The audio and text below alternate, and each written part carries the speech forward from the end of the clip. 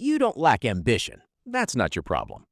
Your problem is you can see a life so much bigger than the one you're living right now, and somehow you're still here, stuck, waiting, watching time pass like it's happening to someone else.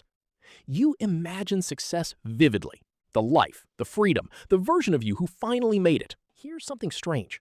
Psychologists have found that when you imagine success too vividly, your brain can partially register it as if it already happened, which means you feel the reward without doing the work. So when it's time to act, you freeze. And the scariest part? You don't even know why. You wake up with ideas, big ones. You tell yourself, this is it. I'm going to change everything. You feel that rush, that clarity, and for a moment, it feels real. But then, you open your phone. I'll start in a minute. A minute becomes an hour becomes a day. And by the time the night comes, you're left with nothing but guilt and a quiet voice in your head saying, why am I like this? Here's the truth most people won't tell you. People who dream big but do nothing aren't lazy. They're overwhelmed. Because dreaming big doesn't just create inspiration, it creates pressure. And your brain doesn't respond well to pressure like that. It sees risk, it sees failure, it sees the gap between who you are and who you think you need to become. And that gap, it feels unbearable. So instead of moving forward, you stay still. Not because you don't want it, but because you want it too much.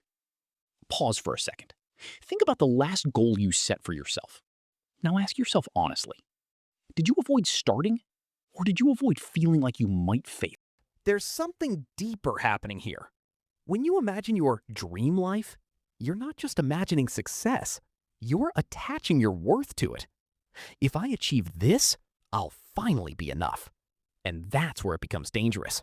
Because now every step you take isn't just progress, it's a test of your intelligence, your discipline, your identity. So what do? You delay the test. You stay in the dreaming phase because dreaming is safe. You've probably seen this before.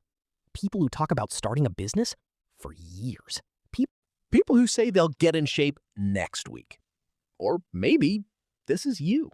You're not afraid of hard work. You're afraid of what happens if hard work doesn't work. And here's the twist most people miss. Sometimes dreaming big becomes a form of escape. It gives you the emotional reward without the risk of reality. It feels like progress without requiring proof. And over time, that becomes addictive. So ask yourself this, are your dreams pushing you forward or protecting you from something? Because the real problem isn't that you're not taking action. It's that action would expose something you're not ready to face yet. Self-doubt, fear of judgment, or the possibility that you're not as capable as you hope. So you stay in your head, where everything still feels possible. But here's the shift that changes everything. You don't need more motivation. You don't need a perfect plan. You don't even need to fully believe in yourself. You just need to make your world smaller. Not your dreams, your starting point. Because your brain isn't rejecting your dream, it's rejecting the size of it. So instead of asking, how do I change my entire life? Ask, what's the smallest thing I can do today that moves me forward? Just 1%. No pressure, no identity attached, just movement. Because action doesn't come from confidence. Confidence comes from action. And right now, you're waiting for the wrong one to come first. One day, you'll realize something. The life you imagined was never built in your head. It was built in the moments you almost ignored.